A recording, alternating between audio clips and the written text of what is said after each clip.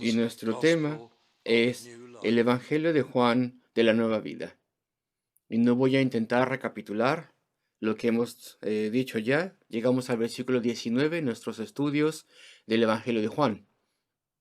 Y leemos aquí al respecto del testimonio o la evidencia de Juan el Bautista al respecto de Cristo, diciendo que él era el Mesías. Y este es el testimonio de Juan. Cuando los judíos enviaron de Jerusalén sacerdotes y levitas para preguntarle. Y primero voy a enfocarme en un encabezado que es la terrible necesidad de aquel tiempo. Los israelitas estaban en una terrible necesidad. Estaban en tan grande declive espiritual. Las cosas estaban muy mal. De modo que antes de la venida de Cristo, un precursor tuvo que ser enviado para poder llamarles al arrepentimiento. Y leemos aquí en el versículo 19 respecto de los judíos. Cuando los judíos enviaron levitas y sacerdotes, y ustedes sabrán, estoy seguro, que cuando leen el término judío en el Evangelio de Juan, no siempre, pero casi siempre el término hace referencia a los judíos que eran hostiles a Cristo, en contra de Cristo más bien. Es un término que Juan el apóstol, el escritor del Evangelio de Juan, utilizaba para describir al Sanedrín, a este consejo de escribas y fariseos, los líderes de la comunidad judía, quienes se oponían a Cristo. Este es el término que él utiliza. Entonces, cuando leemos este término, ahora sabemos que se está hablando de una delegación hostil enviada de las autoridades de Jerusalén, del Sanedrín, para interrogar a Juan el Bautista, para decirle, ¿qué estás haciendo? ¿Con qué autoridad? ¿Por qué haces esto? Y este es el testimonio, este es el testimonio de Juan. Cuando el Consejo Judío, el Sanedrín, envió una delegación de judíos, perdón, de sacerdotes y levitas de Jerusalén. Los levitas probablemente eran la policía del templo, eso es lo que yo supongo, pero es muy probable. Y los sacerdotes eran los que hacían las preguntas. Y ellos vinieron de Jerusalén para preguntarle, ¿quién eres tú? Y bueno, eran personas orgullosas. Ellos no habían investigado demasiado, parece ser, a partir de las preguntas que le hicieron a Juan el Bautista. Juan el Bautista claramente decía quién era él y quién no era él. Y eso lo aclaraba en su predicación cuando llamaba a la gente al arrepentimiento. Ellos hubieran descubierto que era muy fácil descubrir quién era Juan el Bautista, quién decía de sí mismo. Leímos en Mateo 3. Muchas personas de Jerusalén ya habían escuchado a Juan el Bautista. Venían en grandes números al lugar donde él estaba bautizando, un lugar llamado en el Evangelio de Juan Betábara, pero en las traducciones modernas ellos dicen Betania, no la Betania de Lázaro y de Marta y María, sino un lugar que se llamaba Betania, que estaba por ahí en el río Jordán del lado este, que se llamaba de ambas formas, creo yo, Betania y Betábara. Muy probablemente se llamaba de ambas formas, pero bueno, las traducciones modernas escogen decir o seguir manuscritos que dicen Betania, pero la King James en inglés escoge los manuscritos más confiables que dicen Betábara. Pero bueno, eso es solamente una pequeña desviación. Y ahí es donde estaba bautizando. Y las personas venían en grandes números. Miles de personas venían de Jerusalén y de toda Judea. Y se nos dice en el Evangelio de Mateo que incluso muchos sacerdotes, tanto fariseos y saduceos, venían aquí al bautismo de Juan. Y entonces estaban muy impactados por él. Y no hubiera sido muy difícil para el Sanedrín, para esa delegación del Sanedrín, investigar exactamente cómo Juan el Bautista se describía a sí mismo. Pero ellos no se habían tomado la molestia, eran personas orgullosas, escuchaban rumores e inmediatamente lo que parecía para ellos un reto, para su autoridad exclusiva sobre la tierra, sobre la nación, es decir, un predicador que era popular, y las personas estaban yendo allí a este bautismo. Enviaban entonces a esta delegación, una delegación hostil. ¿Quién eres tú? ¿Tú quién eres? Le preguntan, y en el versículo 20 leemos, confesó y no negó, sino confesó, estaba muy claro lo que él decía, yo no soy el Cristo. Y lo que leemos aquí es algo que sucedió en un día de 4 días que se narran aquí en esta porción del Evangelio de Juan. Juan el Bautista tenía que, bueno, él había estado predicando durante unos 8 o 9 meses cuando esto sucedió. Y después de un tiempo, el Señor Jesucristo mismo había ido a él para ser bautizado. Lo leímos en Mateo número 3. Él había sido bautizado y entonces Cristo había tenido esos 40 días de terribles tentaciones, los asaltos del enemigo de las almas. Y después de eso, en algún momento dado, parece que él fue de vuelta a Betábara y él estaba allí, en ese lugar, por así decirlo, en la multitud, cuando Juan es interrogado por la delegación de Jerusalén. Y entonces, tal vez tenemos allí marzo del año 27 después de Cristo, tal vez ese es un buen, em, tal vez ese es el año en el que fue esto, y entonces le dicen, bueno, y si tú no eres el Cristo, entonces ¿eres tú Elías? Y eso es porque los judíos, las personas de aquel entonces, tomaban muy literalmente la profecía de Malaquías que decía que Elías vendría antes de Cristo, antes de que el Cristo viniese, pero no se daban cuenta que no era literalmente Elías el mismo, sino alguien como Elías, debido a su vehemencia, debido a su valor al hablar, alguien que sería tal como Elías, alguien muy simple en su estilo de vida, y Juan el Bautista justamente encajaba con esa descripción, pero él no era Elías literalmente. El versículo 21, él dijo, no soy, y le preguntaron, ¿eres tú el profeta? Aquel que Moisés predijo, es decir, Cristo. Un profeta como él mismo, dijo Moisés. Pero una vez más, los líderes de las personas en aquel entonces pensaban que el profeta, que era Cristo, de quien profetizó Moisés, sería otro precursor. Pero decían, ¿tú eres otro Moisés? Y él respondió, no. En el versículo 22 le dijeron, entonces, ¿quién eres para que demos respuesta a los que nos enviaron? ¿Ven la hostilidad? Está allí. Decía, no estés jugando con nosotros. Hemos sido enviados. No estamos preguntándote esto porque queramos nosotros saberlo, sino que hemos venido del Consejo de Jerusalén. Tenemos que responder al Sanedrín y ellos pueden actuar en contra de ti si tus respuestas son triviales o si evades el punto. Todo esto es hostil. Tal vez no se transmite en el inglés, claramente, ni tampoco en el español, pero está allí. ¿Tú quién eres? Para que demos una respuesta a aquellos que nos enviaron. ¿Qué dices tú de ti mismo? Estaban ahí interrogándole, porque estaban en tal estado. Miren cómo responde. Versículo 23 les dice, yo soy la voz de uno que clama en el desierto.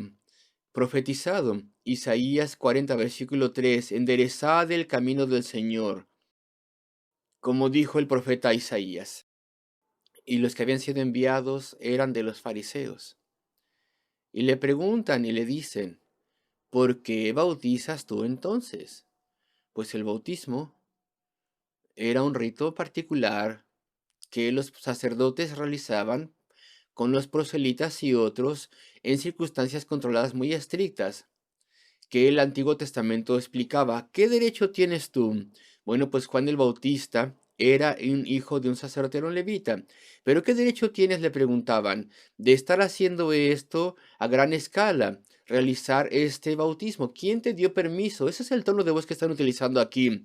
¿Por qué bautizas tú entonces, si tú no eres ese Cristo, ni tampoco Elías, o el profeta, como Moisés, o alguien así, grande como ellos? ¿Quién te dio permiso? ¿Quién te dio la autoridad? En absoluto habían sido afectados por la respuesta que dijo, yo soy aquel profetizado, aquel que Isaías profetizó, una voz que clama en el desierto, preparad el camino del Salvador, porque Él viene. ¿Acaso no tendría que haberles interesado esto? Él tenía grandes multitudes, predicaba de forma profética. Ellos ¿A ellos les interesó ese tema? Pues no, no les interesó en absoluto. No se conmovieron en absoluto. Ellos no querían escuchar respecto del Mesías, que literalmente iba a venir. Ellos tenían esta idea de que el Mesías sería un Mesías político, que sería un gran conquistador, que les libraría de las autoridades romanas. ¿Y qué es este hombre diciéndonos al respecto de estas cosas? El precursor. Estaban inamovibles, sin ningún impacto, simplemente continuaron interrogándole. Y todo esto nos sirve para ver el estado tan terrible de la nación en aquel entonces. Una voz, como fue profetizado, Isaías lo profetizó y Malaquías también, una voz solitaria. ¿Acaso no había otros? ¿No había profetas? No, pues no habían tenido un profeta durante 400 años. Dios no estaba lidiando con ellos. ¿Acaso no había sacerdotes? ¿No había levitas? ¿No había clero que les predicasen al respecto de Cristo, el Cristo venidero, el Salvador del pecado? Quien predicaba o quienes predicaban el significado de los sacerdotes del Antiguo Testamento, la gran esperanza de los judíos, salvación y resurrección que llegaría a todas las naciones, pues no. Estaban dormidos a todo ello. Lo único que ellos querían era tener una mejor vida. Querían un Mesías político.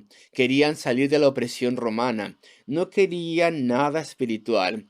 E incluso el clero, que iban como líderes, enviaron una delegación que no tenía ningún interés cuando Juan el Bautista les habló respecto del Mesías y de que él era el precursor del Mesías.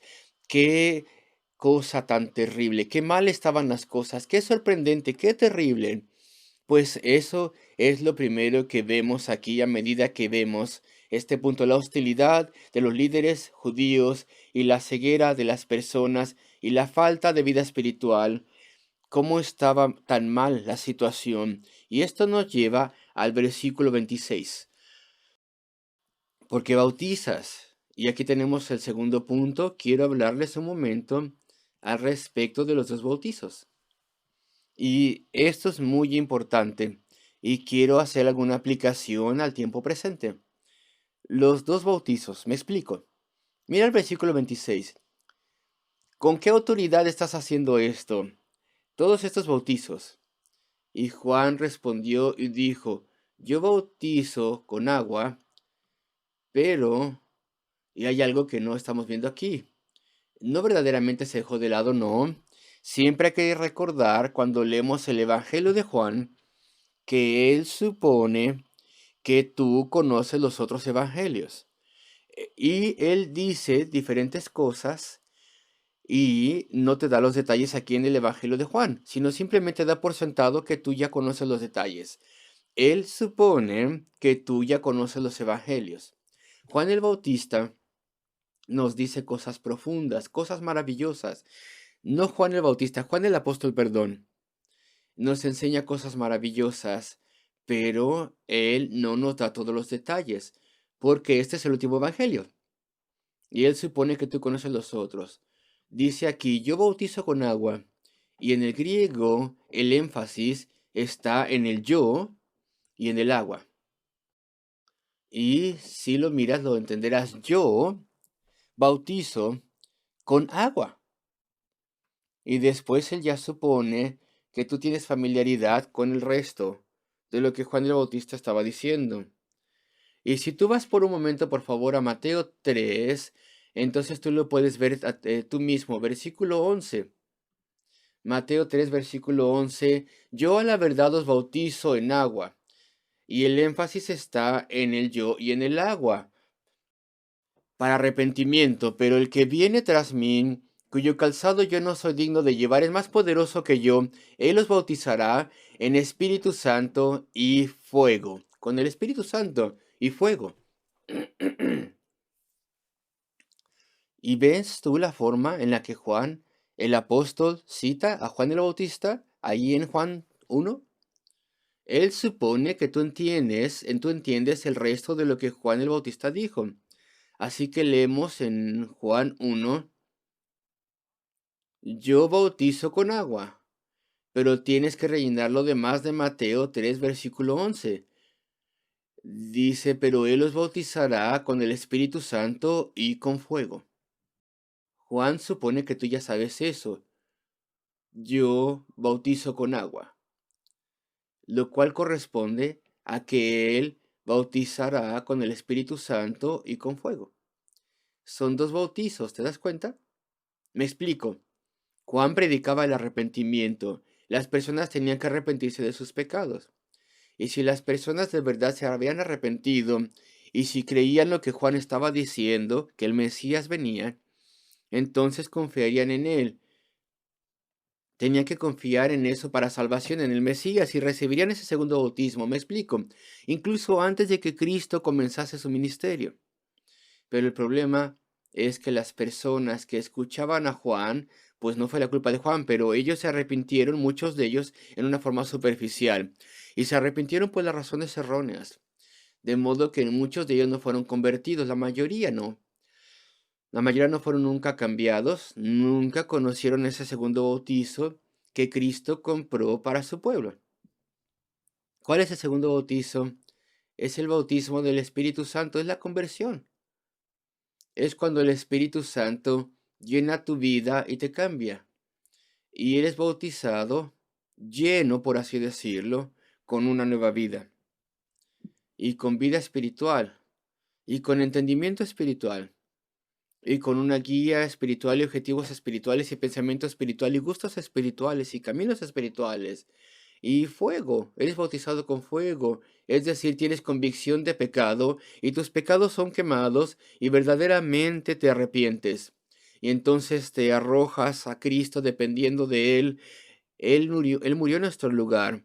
Él pagó nuestro castigo en el Calvario si nosotros creemos en Él. Eso es lo que significa ser bautizado con el Espíritu Santo y con fuego. Es la conversión. Y dice Juan, yo predico arrepentimiento. Yo espero que ustedes de forma genuina se arrepientan y entonces habrá una obra espiritual en vosotros. Pero el bautismo que yo estoy dándoles es solamente un símbolo, es una seña de que ustedes supuestamente ya se han arrepentido. La persona que da la vida y el poder y el verdadero bautizo, el bautizo del Espíritu, es otra forma de describir la conversión a Cristo, el gran cambio. Ese es Cristo quien venía y quien compraría eso en la cruz del Calvario. Ese es el sentido del método de Juan. Pero hay dos bautizos. Voy a tratar de hacerlo más claro. El problema es que muchas de esas personas nunca se habían arrepentido en verdad. Y podemos verlo esto fácilmente. Porque cuando Cristo comenzó a ministrar, aparte de las maravillas que hacía y lo espectacular que era y el beneficio de sus milagros de sanación, pues le rechazaban. E incluso en su hogar de nacimiento, no de nacimiento, donde él estaba en esa villa en Nazaret, trataron de matarlo. Pero a través de su poder divino, él pudo caminar entre ellos e irse. Así que sabía donde él vivía, pasó esas cosas. Y en Jerusalén planearon asesinarle. Pero nunca pudieron hacerlo hasta que llegó la hora en la que Dios había decidido. Padre, Hijo y Espíritu Santo estaban de acuerdo que esa era la hora y entonces él iba a ser arrestado en aparente debilidad. Y entonces él iba a ser crucificado y moriría por los pecadores. Y entonces después ascendería al cielo. Queridos amigos, las personas le rechazaron y clamaban pidiendo su muerte, pedían que fuese ejecutado. En verdad no se habían arrepentido ante la predicación de Juan. No fue la culpa de Juan. Tal vez algunos sí se habían arrepentido, pero la gran mayoría pues no. ¿Y qué estaban haciendo allí? Arrepintiéndose y sometiéndose en el Jordán a su bautismo, a su bautizo. Pues tenían sus propias razones para tener ese arrepentimiento superficial. Él es el precursor, el gran liberador viene. Nosotros queremos una mejor vida. Eso es lo que ellos querían, una mejor vida en la tierra, una vida más cómoda, próspera. Querían ser parte de una gran nación que tal vez gobernaría el mundo. Ellos no querían a Cristo. Ellos no estaban preocupados al respecto del perdón de pecados y la salvación. Ellos se decían a sí mismos, nosotros ya somos salvos.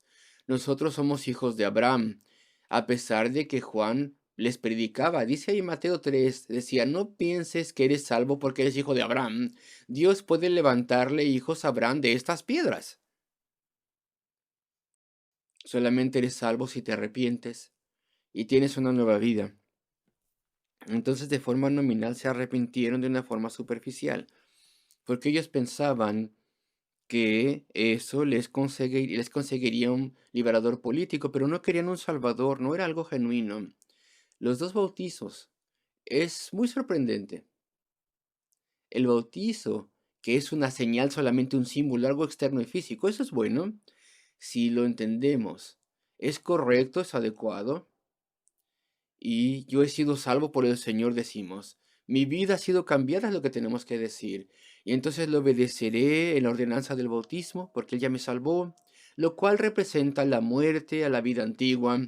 Y yo me he levantado una vez más con una nueva vida, enterrado, por así decirlo, a la antigua vida en las aguas del bautizo y levantados a una novedad de vida. Qué señal tan maravillosa si eres sincero, si verdaderamente es una señal de que ya has sido convertido. Pero sí, la conversión, para algunos, incluso hoy en día, es un símbolo vacío. En sí mismo no hace nada.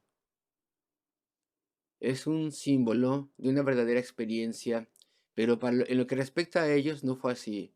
Pobre Juan el Bautista, las multitudes venían, él trabajaba muy fuerte con sus discípulos, bautizando, pero muchos eran falsos y fueron de vuelta a sus antiguos caminos y a su nacionalismo judío y a su orgullo y a su odio de los gentiles y a su rechazo del Mesías en última instancia, y pidieron que fuera ejecutado. Entonces hay como un abismo, hay como un hoyo en la narrativa. No un abismo, un hoyo solamente. Entre el bautismo, que era una señal o un símbolo solamente, y lo que era el acto verdadero, la conversión, lo cual Cristo lo da. Y frecuentemente es así. Dos grandes escritores del avivamiento del siglo XIX, predicadores, Sprague y Henry Fish, tienen obras al respecto del avivamiento en Britania, en Inglaterra, pero ambos advertían en contra de las personas que se dejaban llevar por la manada. Imagínense un tiempo de avivamiento donde el Espíritu de Dios obra y miles de personas vienen a Dios.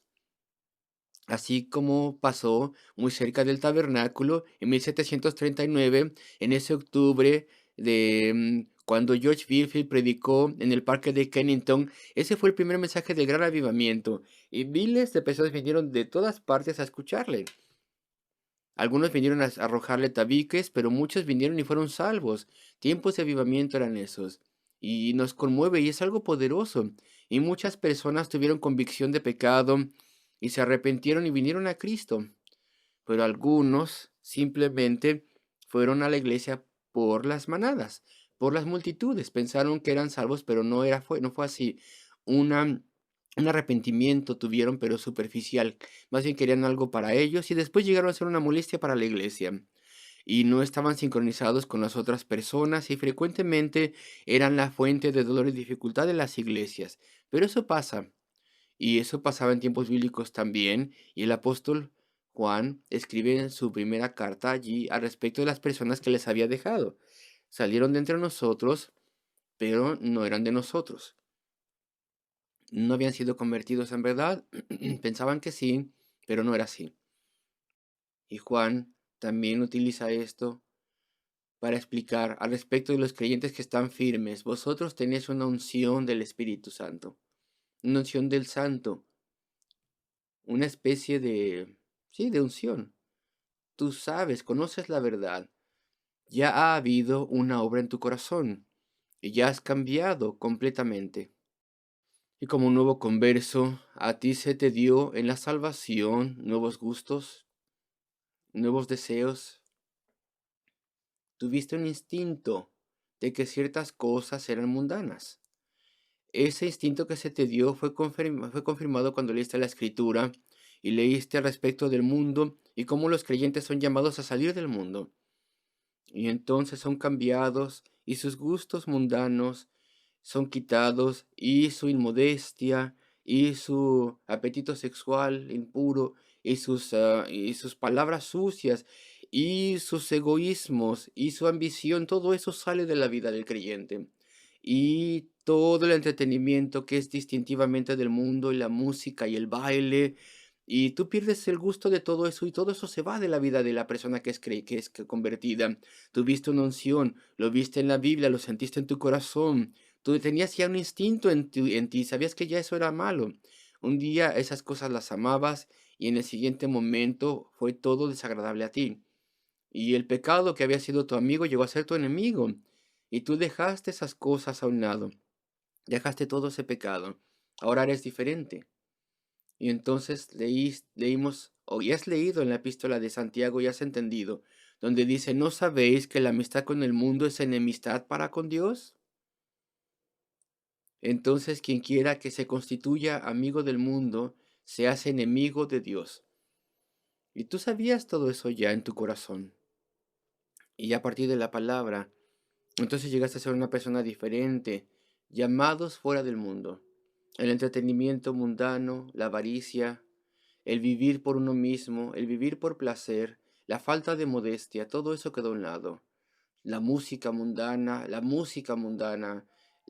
vestimenta inmoral, las acciones inmorales, el sujetarte voluntariamente a beber y a drogas y a esa música.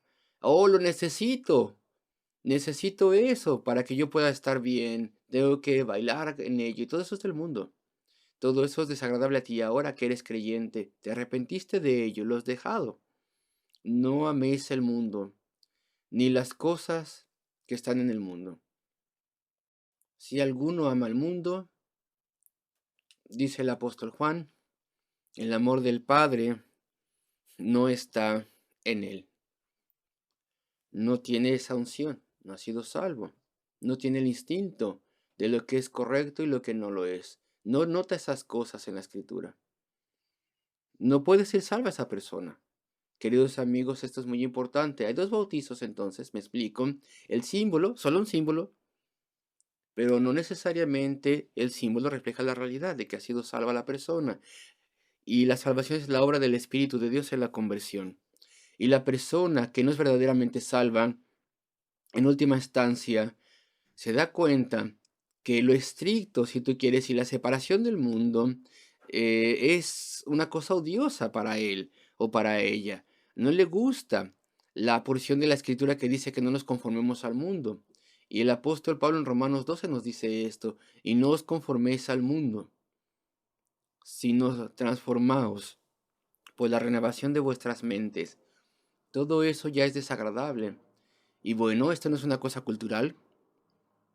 Cuando el Evangelio vino a Europa y vino aquí, a estas islas británicas, a Inglaterra, a estas islas británicas, los que fueron convertidos dejaron al lado su cultura en las partes que estaban mal. Había cosas buenas en la cultura nacional, claro, pero hay muchas cosas malas en las culturas nacionales, porque el arquitecto de la cultura que interfiere con ella en última instancia es el príncipe de la potestad del aire. No crean aquellos que no son cristianos que dicen la cultura siempre es especial, siempre tenemos que honrarla y respetarla. Pues no, la cultura contiene cosas buenas y cosas muy malas. Y los conversos siempre renunciaban y en ese tiempo renunciaron a lo que era mundano.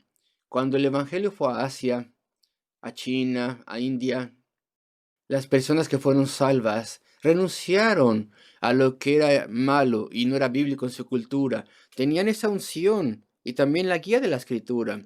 Tenían convicción, sabían, tenían un instinto definitivo. Y las personas que verdaderamente fueron conversas siempre en todo lugar dejaban a un lado el mundo, lo que no reflejaba modestia, lo que era egoísmo, el baile, el entretenimiento mundano distintivo, dejaron todo eso siempre los cristianos. Cuando el Evangelio fue a África, hubo separación de todo lo que se entendía que en la cultura estaba en contra de los caminos de Dios y la Escritura.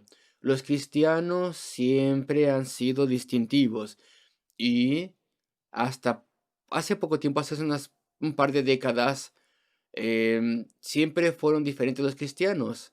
En los 60s y los 70s, ahí el movimiento carismático fueron los primeros que comenzaron a decir el mundo está bien.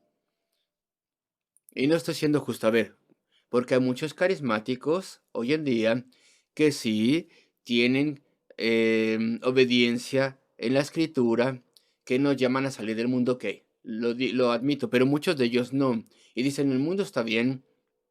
Y después hubo un pequeño movimiento que ahora ya es grande, que se llamaba el movimiento del cristiano mundano, que decía, no, tú puedes hacer lo que tú quieras, tienes la licencia y el derecho.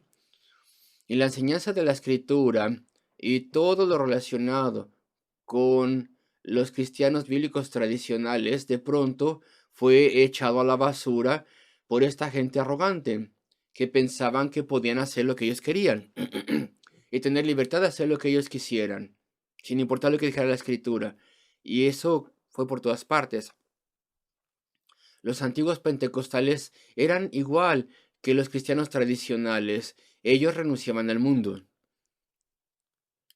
Pero el movimiento carismático los infectó y cambió a muchos de ellos. Entonces ahora podemos ser un amigo del mundo, decían ellos.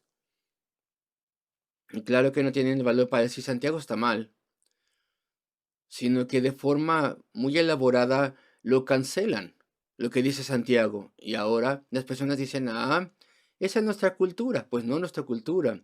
Si tú has venido a Cristo, ahora perteneces a Cristo.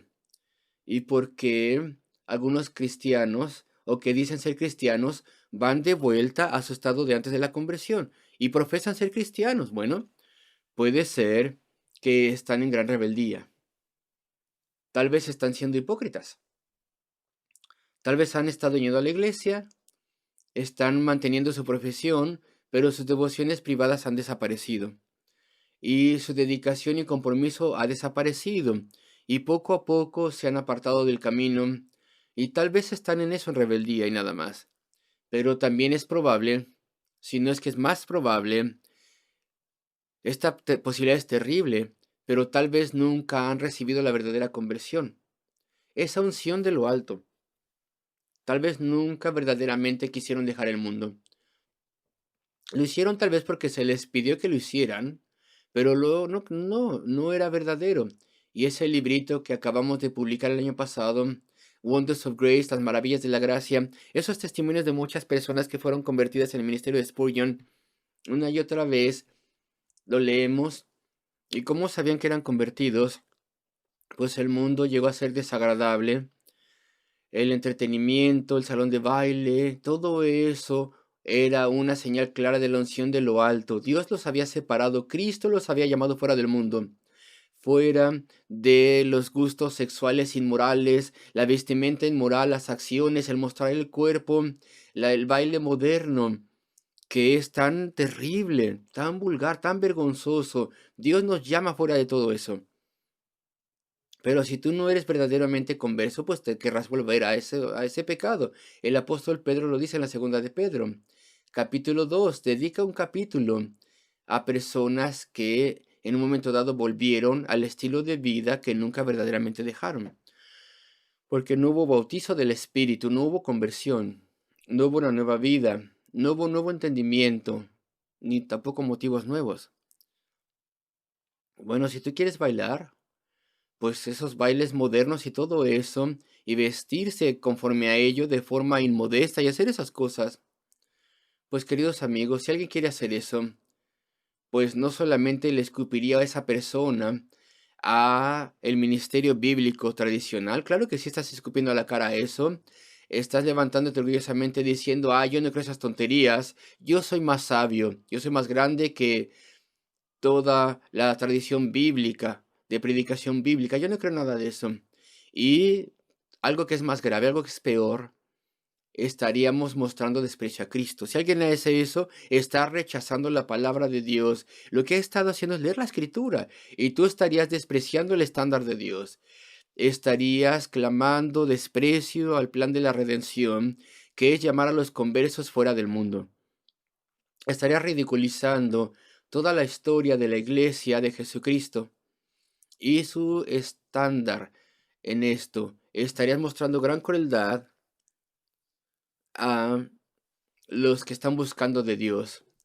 Estarías confundiendo gente diciendo, esto es solamente algo debatible, tú no tienes que dejar salir del mundo. Pues eso es un terrible pecado, querido amigo. Esto es vergonzoso, es algo que nos desgracia, nos deja muy mal, no en un mal sentido de la palabra, sino nos deja con una desgracia muy grande, a eso me refiero. No podemos relacionarnos con eso, ni pagar por eso, ni alentar por eso, ni respaldarlo, ni disculparlo. Esto es un pecado en contra de Dios. In- Incluso los que son obreros del reino han sido culpables a veces de ello. Demas nos ha olvidado, dijo el apóstol Pablo, habiendo amado este mundo presente. Incluso un predicador culpable de ello.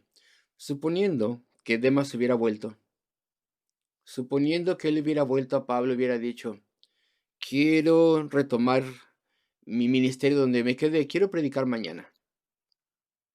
¿Ustedes creen que Pablo se lo hubiera permitido? Pues claro que no. Demas le hubiera dicho Pablo a él, si verdaderamente te has arrepentido con todo tu corazón, entonces tienes que vivir como un cristiano y tienes que ganarte la vida y tienes que probar tu fidelidad una vez más antes de que puedas ser llamado de vuelta a la obra de Dios. Porque Pablo hubiera recordado a Acán.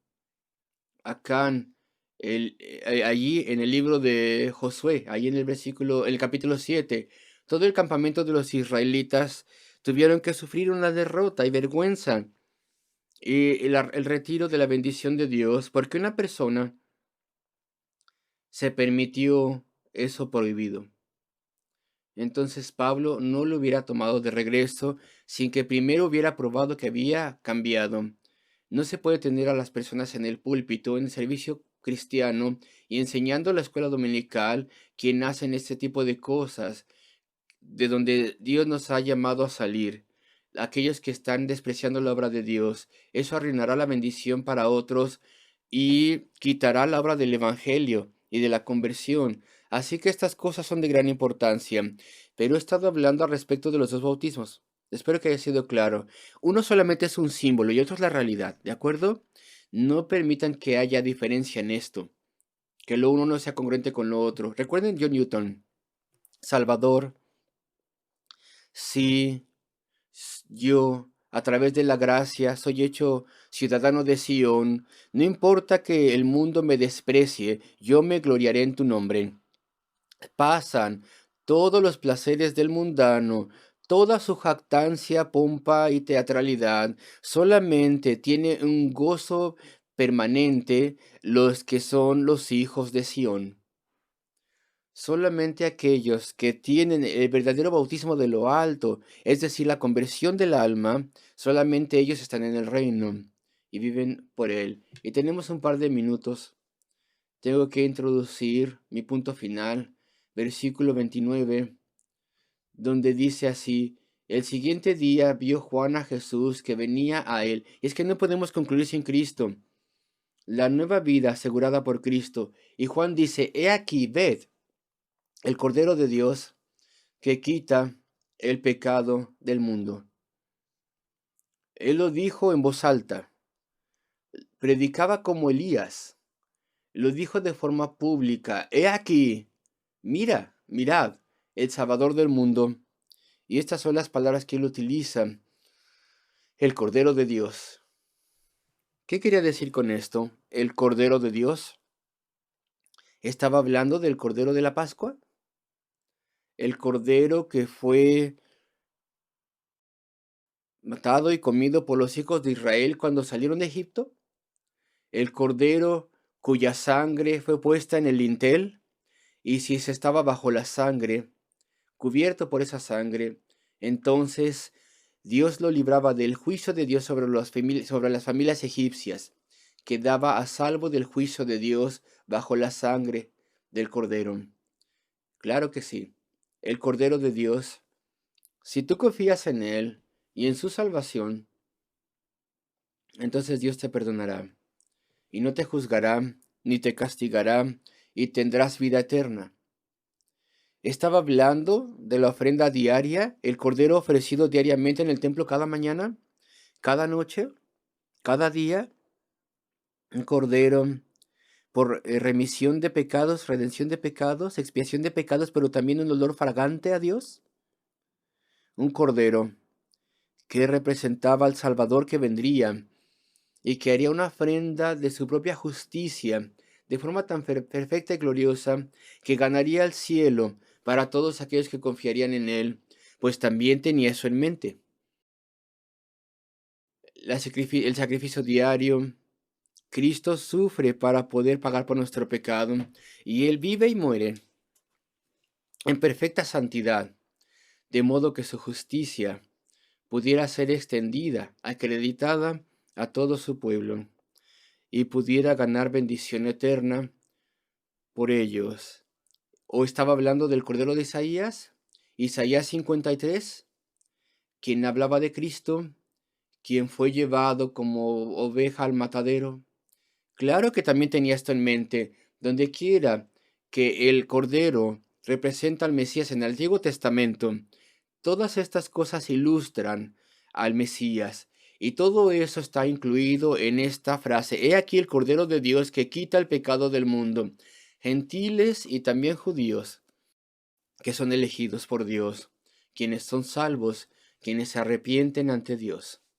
Entonces, tres encabezados: la terrible situación y necesidad de las personas, los dos bautizos, el que es solamente señal y lo que es la realidad, y el Cordero de Dios que quita el pecado del mundo.